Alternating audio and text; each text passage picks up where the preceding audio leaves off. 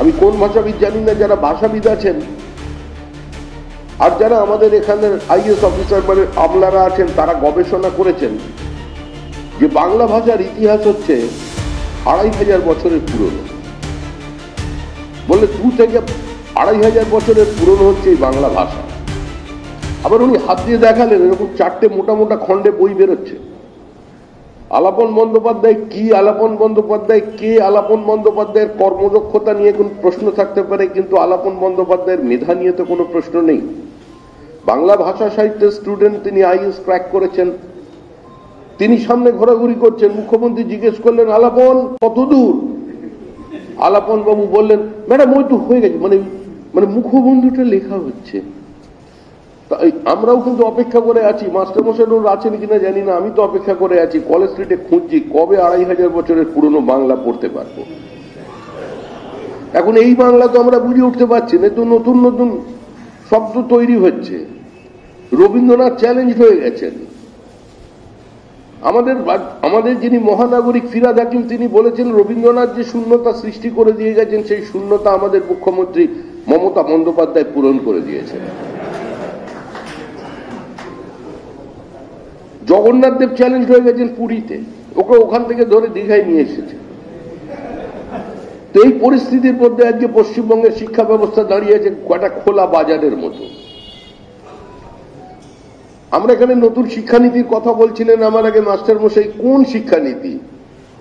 এই নতুন আর পুরনোর কোনো ব্যাপার নয়। একটা সরকার সে হলফনামা দিয়ে বলছে, এফিডেভিট করে সুপ্রিম কোর্টে জানাচ্ছে 800 টেন্টেড টিচারের লিস্টের নাম, মানে সরকার স্বীকার করছে আমরা চাকরি বিক্রি করেছি আর এরা চাকরি কিনেছে। এখন যারা কিনেছে তাদের দোষ কি আছে বলুন তো? আমি এক ভদ্রমহিলাকে দেখতে গেছিলাম অ্যাপোলো হসপিটালে, আমার পরিচিত, অসুস্থ ছিলেন, তার একটা বড় অপারেশন হয়েছে, তার পরিবারের 2 জন চাকরি পেয়েছেন। সে অত্যন্ত সহজ সরল ভাবে আমাকে একটা প্রশ্ন করলো, আচ্ছা শ্রমিকদা আপনি বলুন তো, একটা ভালো জিনিস পাওয়া যাচ্ছিল, সেটা যদি কেউ কিনে থাকে তার কি কোনো অপরাধ হয়েছে? একদম সরল স্বীকারোক্তি, মানে তিনিও কিনেছেন আর কি, মানে তার কারোর জন্য তিনি কেনার ব্যবস্থা করেছেন। এই অবস্থার মধ্যে এখন আমরা আছি। এখন শিক্ষকদের আত্মমর্যাদা, শিক্ষকদের সম্মান সমস্ত শিক্ষকদেরই কাছে। রাজনৈতিক দল বিবৃতি দেবে, রাজনৈতিক দল আন্দোলন করবে, রাজনৈতিক দল এটা চাপান উত্তর করবে, কিন্তু রাজনীতির বাইরেও তো একটা সমাজ থাকে, যে সমাজটা এখন পশ্চিমবঙ্গে নেই। কালক্রমে ঘটনাচক্রে আমরা একটা রাজনৈতিক সমাজের বাসিন্দা হয়ে গেছে। সিপিআইএম মধ্যমেধার চাষ করেছিল বলে অভিযোগ ছিল, কিন্তু এখানে তো কোনো মেধার বিষয় নেই, নিম্ন মেধা মধ্য মেধার বিষয় নেই। এখানে পুরোটাই হচ্ছে মানে সম্পূর্ণটাই মেধাটা প্রতারিত হয়ে গেছে, মেধা উবে গিয়েছে। আপনারা টিভিতে দেখতে পাচ্ছেন, অদ্ভুত দৃশ্য দেখাচ্ছেন, মাস্টারমশাই ব্ল্যাকবোর্ডে দাঁড়িয়ে আছেন, যদিও আস্তে আস্তে ব্ল্যাকবোর্ডের নয়া শিক্ষানীতিতে ব্ল্যাকবোর্ড তো উঠছে। আমরা যে ক্লাসরুম চাইছি, মানে সেই অর্থে যেভাবে শিক্ষক ওপর থেকে উঁচুতে দাঁড়িয়ে প্রিচ করে যাবেন আর ছাত্ররা শুনবেন, আজকে সারা পৃথিবী জুড়ে সেই শিক্ষা ব্যবস্থা নেই। কিন্তু এখানে দেখলাম ব্ল্যাকবোর্ড তো থাকবে, ব্ল্যাকবোর্ডে একজন লিখছেন, 2টো ছাত্র প্রশ্ন করলো, সেটা ভাইরাল ভিডিও, 2জন ছাত্র প্রশ্ন করলো, প্রশ্ন করার সঙ্গে সঙ্গে মাস্টারমশাই নেমে গেলেন, এবার মাস্টারমশাইয়ের পেছন পেছন ছাত্ররা দৌড়চ্ছে, মাস্টারমশাইও দৌড়চ্ছেন, মানে তার কাছে উত্তর জানা নেই। এই দৃশ্য কিন্তু আমরা দেখতে পাচ্ছি। পোস্ট গ্রাজুয়েশনের যখন পরীক্ষা, এন্ট্রান্স পরীক্ষা হয়, মানে আমাদের চিকিৎসকদের মানে পিজি করবার জন্য এমবিবিএস এর পরে, তো সেখানে ইনভিজিলেটর থাকে, এটা কনভেনশন, ইনভিজিলেটর থাকেন একজন পোস্ট গ্রাজুয়েট, যিনি যা ডিগ্রি আছে সেরকমই কাউকে ইনভিজিলেটর করা হয়। এখানে ইনভিজিলেটর করে দেওয়া হয়েছিল, সেই ভিডিও ভাইরাল, যে তিনি এমবিবিএস, তিনি পোস্ট গ্রাজুয়েশন করেননি, তিনি হচ্ছেন, যেহেতু তিনি নেতা সেহেতু তিনি ইনভিজিলেটর হয়ে গেছেন। আর হেলথ ভিসি যিনি আছেন তিনিও সেই ঘরের মধ্যে ঘুরছেন, আর ইনভিজিলেটর সে স্মার্টফোনে উত্তর ছাত্রদের দেখিয়ে দিচ্ছে, এক একজনকে সামনে দিয়ে দেখিয়ে ঘুরছে, এরা এরপরে চিকিৎসক হবে। তো এই পরিস্থিতিটা শুধুমাত্র স্কুল শিক্ষকের ক্ষেত্রে কি প্রাথমিক ওইদিকে 32,000 26,000-এর মধ্যে নয়। একজন শিক্ষকের কত বড় অপমান, শিক্ষককে বলছেন বেচারা। যারা চাকরি কিনেছেন তাদের জন্য কোনো সহানুভূতি নেই, তাদের তো অপরাধ শাস্তি হওয়া উচিত, কিন্তু যারা বিক্রি করলো তাদের কি হলো? কার জন্য কে বেচারা হলো? তাহলে শিক্ষক হয়ে যাবে ক্লার্ক, আর যে ক্লারিক্যাল জবের জন্য করণিক হবার জন্য যে পরীক্ষা দিয়েছিল সে পাশ করবার পরে সে হয়ে যাবে গ্রুপ ডি স্টাফ। তাহলে গ্রুপ ডির যখন চাকরিটা, সেটাও তো জলে ভরা, সেটা যখন বাতিল হবে তারা কোথায় যাবে? তারা কালীঘাটের মা কালীর কাছে গিয়ে কাঁদবে, না ওই দীঘার জগন্নাথ দেবের কাছে বিচার চাইবে? সেটা আমাদের চিন্তা করতে হবে। এই একটা অসুস্থ অস্বাভাবিক পরিবেশের মধ্যে পশ্চিমবঙ্গে আমরা আছি। শিক্ষকদের মর্যাদা বাঁচবে কি বাঁচবে না ভবিষ্যতে জানা নেই, কিন্তু একটা ব্যাপার নিশ্চিত, আমরা যারা রাজনীতি করি বা রাজনীতি খেলা করি, আমাদের সম্পর্কে সমাজের চিন্তা ভাবনা, ধারণা, দৃষ্টিভঙ্গি খুব একটা ভালো নয়। আমাদের মানুষ রাজনীতির নামে ব্যবসাদার মনে করেন। আমরা স্বাধীনোত্তর ভারতবর্ষে ৭৫ বছরে নিজেদের বিশ্বাসযোগ্যতা হারিয়ে ফেলেছি। আমাদের কাছে মানুষের বিরাট কোনো প্রত্যাশা নেই। সেই প্রত্যাশাটা প্রতিষ্ঠিত করবার জন্য আমাদের একটা নিরন্তর সংগ্রামের প্রয়োজন আছে গোটা পলিটিক্যাল ফ্র্যাটার্নিটির। আমরা কোথা থেকে এসেছিলাম, আমরা রাজনৈতিক কর্মীরা আমরা কোথায় দাঁড়িয়ে আছি, আর ঠিক আমাদের ভবিষ্যৎটা কি, এই মুহূর্তে সে সম্পর্কে স্বচ্ছ ধারণা খুব একটা কারোর কাছে নেই। রাজনীতির পরিভাষা বদলাচ্ছে, সমাজ বদলাচ্ছে, প্রজন্ম বদলাচ্ছে, সমাজকে রাজনীতিকে দেখবার একটা দৃষ্টিভঙ্গি বদলে যাচ্ছে। এই তরুণ প্রজন্ম আরো কিছু জানতে চায়। তারা আমাদের প্রজন্মের থেকে অনেক বেশি সত্যানুসন্ধানী। তারা প্রকৃত তথ্যের সন্ধান পাওয়ার জন্য গুগল আঙ্কেলের দরজায় প্রত্যেক দিন পৌঁছে যাচ্ছে। বই পড়ার অভ্যাস কমছে, কিন্তু বইমেলায় ভিড় বাড়ছে। এক অদ্ভুত যুব সন্ধিক্ষণে আমরা এসে দাঁড়িয়েছি।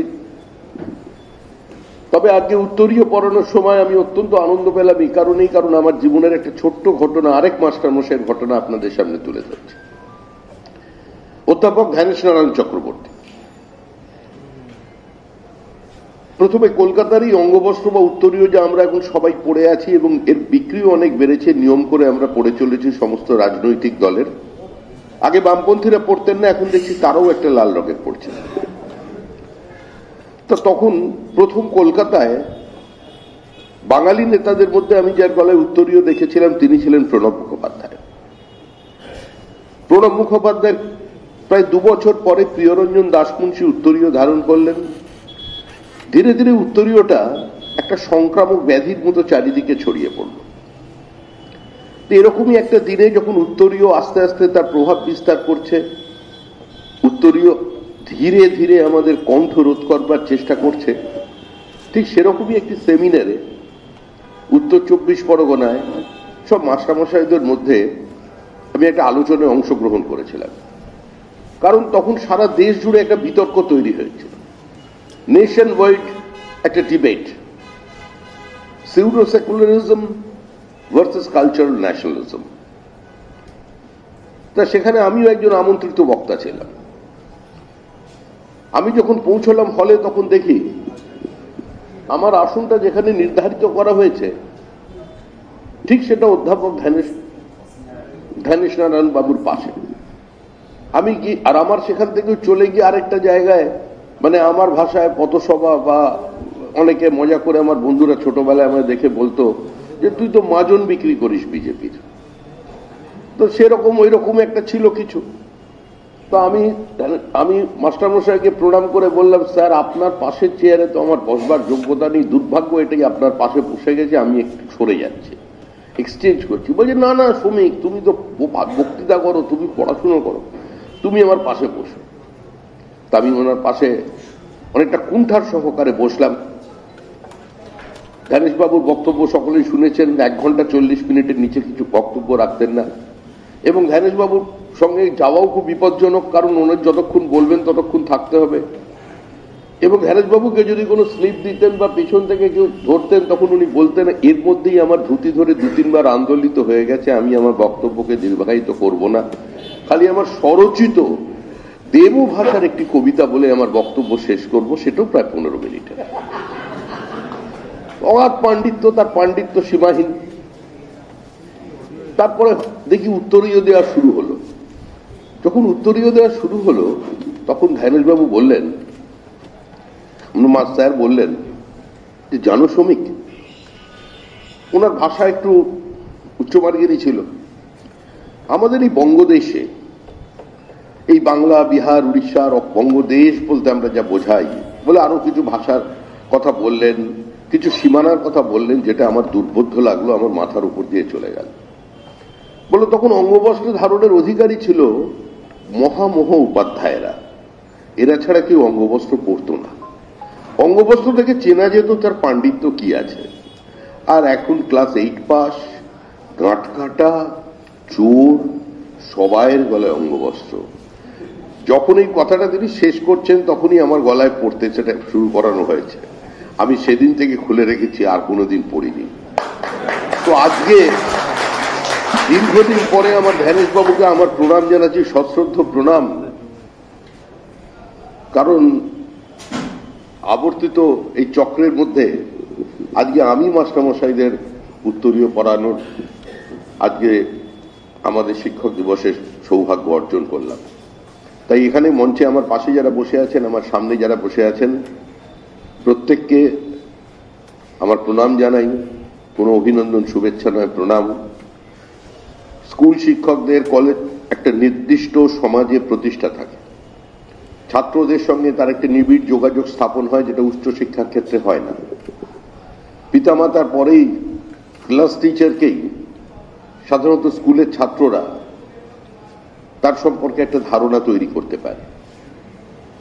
আমার পূর্ববর্তী বক্তা, যিনি অত্যন্ত অভিজ্ঞ একজন মানুষ, এসএসসি চেয়ারম্যান ছিলেন, তিনি তার যন্ত্রণার কথাটাই আপনাদের সামনে তুলে ধরেছেন, যে আমাদেরও কিছু দায়িত্ব আছে এই সমাজের প্রতি। তিনি শিক্ষকদের ক্ষেত্রে বলেছেন, আমরা তো রাজনীতি করি, রাজনৈতিক দলের কাজ থাকে মানুষের ছোট ছোট কথা, ছোট ব্যথাকে অ্যাড্রেস করা, মানুষের পুঞ্জীভূত ক্ষোভকে আরো যাতে বিস্ফারিত হয় সেই ব্যবস্থা করে দেওয়া। আর সমাজ যখন কোনো প্রতিবাদে মুখর হতে চায়, সেই প্রতিবাদকে তীব্রতর করে একটা নির্দিষ্ট গতিপথে নিজের মতো করে চালিত করা। এটাই রাজনৈতিক দল, রাজনৈতিক নেতাদের কাজ। কিন্তু আজকে সর্বপল্লী রাধাকৃষ্ণনের সঙ্গে সঙ্গে আরেক ব্যক্তি আস্তে আস্তে ধীরে ধীরে আমাদের বাংলার মনন থেকে বেরিয়ে চলে যাচ্ছেন, ঈশ্বরচন্দ্র বিদ্যাসাগর। ঈশ্বরচন্দ্র বিদ্যাসাগর কে ছিলেন? অনেকে বলেন 10,000 বছরের ইতিহাসে আরেকজন ঈশ্বরচন্দ্র বিদ্যাসাগর জন্মগ্রহণ করবেন। আরেকজন হেডমাস্টার মশাই কাঁথির অত্যন্ত দৃঢ়চেতা মানুষ অমলেশ মিশ্রর একটি বই আছে, Vidyasagar in world perspective, from Napoleon to Mao. আমরা যদি প্রত্যেকটা মানুষের জীবন নিয়ে চর্চা করি, যে কোনো যাদের আমরা মহাপুরুষ বলি, কখনো তাকে অতি মানবের তকমা দিয়ে দিই, বা যারা আমাদের চোখে আইডল, হিরো হয়ে থাকেন, আমরা যদি তাদের প্রত্যেকের জীবন দেখি, কোনো না কোনো জায়গায় তারা জীবনে নিজে আপোষ করেছেন। কিন্তু আপোষহীন একজন ব্যক্তি ছিলেন ঈশ্বরচন্দ্র বিদ্যাসাগর। বাঙালির অস্মিতা, বাঙালির মননের কথা যারা বলছেন, তিনি নিজে যদিও বিধবা বিবাহকে পরবর্তীকালে ফিয়াস্কো আখ্যা দিয়েছিলেন, ঈশ্বরচন্দ্র বিদ্যাসাগর বিধবা বিবাহ দিতে গিয়ে তার 30,000 টাকার 32,000 টাকার মতো ধার হয়েছিল বাজারে। তিনি 50 জনের মতো একটু বেশি বিধবা বিবাহ দিয়েছিলেন তখন। যারা বিয়ে করত, বিয়েতে প্রায় খরচা হতো আনুমানিক 2,000 টাকার মতো। বিদ্যাসাগর নিজেকে পরিচয় দিতেন শিক্ষক এবং পুস্তক ব্যবসায়ী হিসাবে।